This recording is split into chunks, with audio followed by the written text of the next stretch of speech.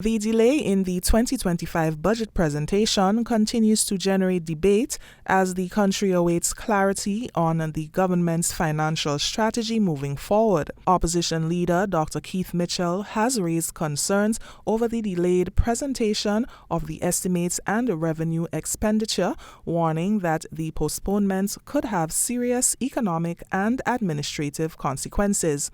Speaking during the latest episode of his podcast, Dr. Mitchell emphasized the importance of a timely budget, arguing that without a clear financial plan, key industries and government operations could face setbacks.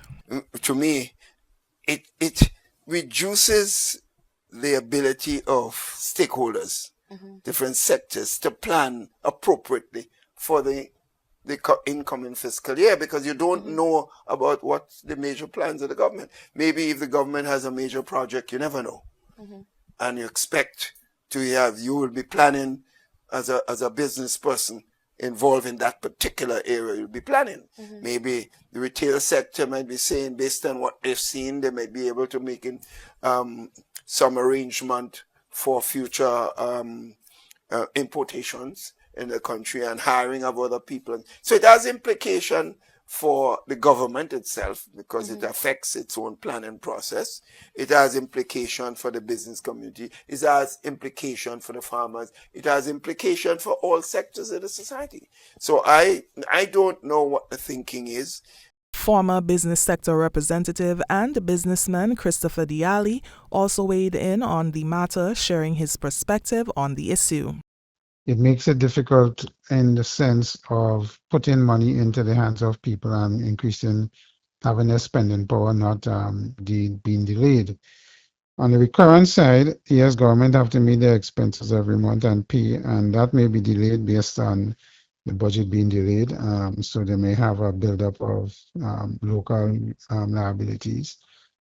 But on the capital side, the spending for projects is also going to be affected with a delay, so that the authority is not there to spend as they need to. So various departments within government, of course, is going to have to delay the projects and the spend on the projects.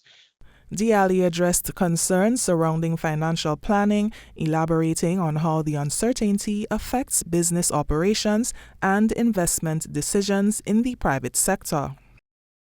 For us in the private sector, of course, that will all impact purchases, those of us in construction, and we may see a delay in terms of that and from a project standpoint and a capital standpoint. Planning going ahead, I suspect we just have to wait. You can't do nothing much based on what government when government gets the authority to spend according to their budget that they present, and once it gets past the both houses. So we just have to wait and hold tight until that comes out from a planning perspective. Of course, the idea is to have it done before the end of the year to start the new year. So, it is just one of those things where it will impact us from a revenue standpoint and probably cash flow standpoint.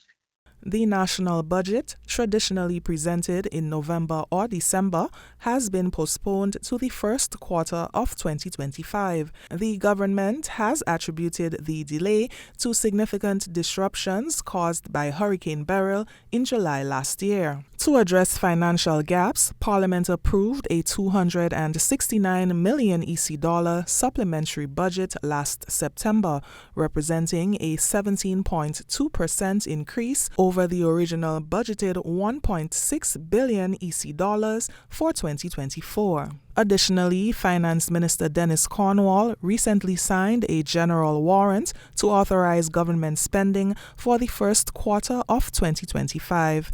The amount is just under $400 million, because it takes a 3-month period for all the ministries and departments. There is provision for recurrent revenue as well as ongoing capital projects and so on. During that time, we'll basically prepare the budget speech and read the budget in the first quarter of 2025. As the country awaits the full budget presentation, concerns remain over how the delay will impact public services, business operations, and the overall economic stability. Reporting for GBN News, Nisha Paul.